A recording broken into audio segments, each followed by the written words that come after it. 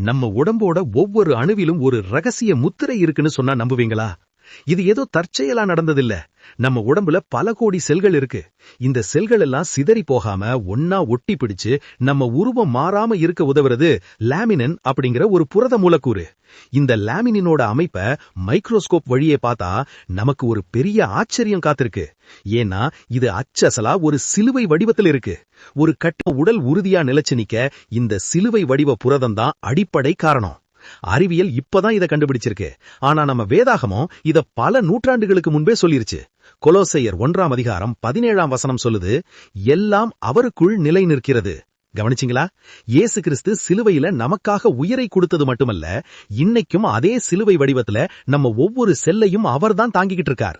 வாழ்க்கையில நீங்க உடைஞ்சு போன மாதிரி உணரலாம். ஆனா நம்ம படைச்சவர் நம்மள ஒருபோதும் விழவிட மாட்டார். ஏன்னா நம்மள தாங்குற அந்த சிலுவை நமக்குள்ளேயே இருக்கு.